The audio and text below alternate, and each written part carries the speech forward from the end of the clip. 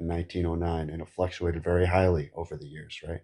But let's Hmm. go back to the 1950s when the top marginal tax rate was 91% from years 1951 to 1963, right?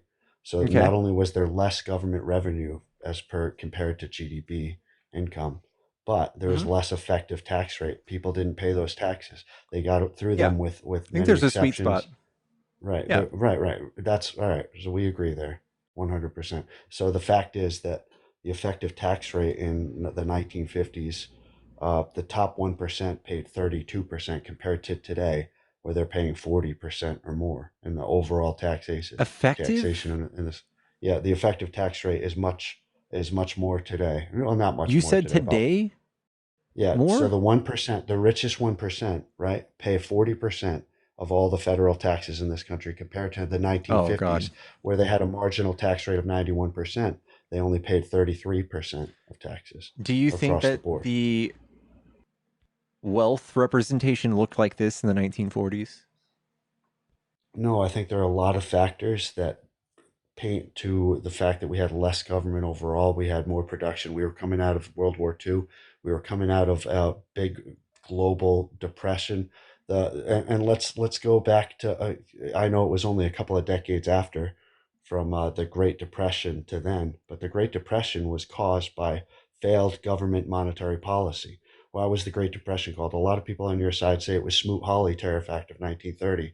That's not entirely the case. Though Smoot-Hawley Yeah, I know. did Yeah, yeah. exacerbate it, It and exasperated. Ford Yeah. McCombs. So Yeah. it did exacerbate it, and I know you might be learning on this, but just so everybody in here and everybody in the comments might get a little education on these are unequivocally the facts, which the economists will say what caused the Great Depression. Not only was the Smoot-Hawley Tariff Act of 1930 an exacerbating effect, but also Ford McCumber of 1922 was an exacerbating effect. The reason that the Great Depression happened, right? There was a crash in the stock market and people got scared. But the primary factor, right? The primary reason why the Great Depression lasted for as long as it did was in years 1929 to 1933. The federal government, the Federal Reserve, which was enacted in 1913, the same year that we reintroduced income tax for the second time in our country's history. But 1929 to 1933, federal government, the Federal Reserve, reduced total monetary supply by 28% over those 4 years. And that's what caused the Great Depression. And compared to what? Compared to today, when we shut down small businesses and we injected trillions upon trillions of dollars more than ever before, we have some dangerous times ahead, I think. And I'm worried about it. And I don't know if Donald Trump will be worse or not. I believe he'll be better, but we'll see. And I'll leave you on that. Have a good night. Dark Demo, I appreciate always being up here and talking with you. And I'm going to bed. Good night, guys. Appreciate you, man. All right. We're welcome back anytime.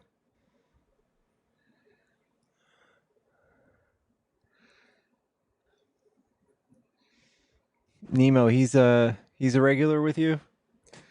Yeah, I've talked to him before. Like he's a smart dude. I didn't want to jump in while you were going, but oh god, I had so many opinions. I really wanted Invoking you F.A. to Hayek. actually. Oh god. I really yeah. You're welcome to go off. You're welcome to go off. I'm actually trying to link something in OBS right now. Oh yeah. I wrote a paper on one of the books that F.A. Hayek uh, published. It's one of his famous ones. It's called The Road to Serfdom. And I mean, at the time, I was still in high school, so it wasn't that big of a deal. I'm sure that if I read it now and I had to write a paper on it, I would cry blood because I fundamentally disagree with everything said in that book. But the gist is that centrally planned economies are bad, but while that premise might not necessarily be wrong, it's the way that Hayek argues it. And basically, any type of government intervention whatsoever in an economy is bad. That's his real thesis. Oh He's yeah. kind of like a Milton Friedman type. He's very small government, anti uh, anti government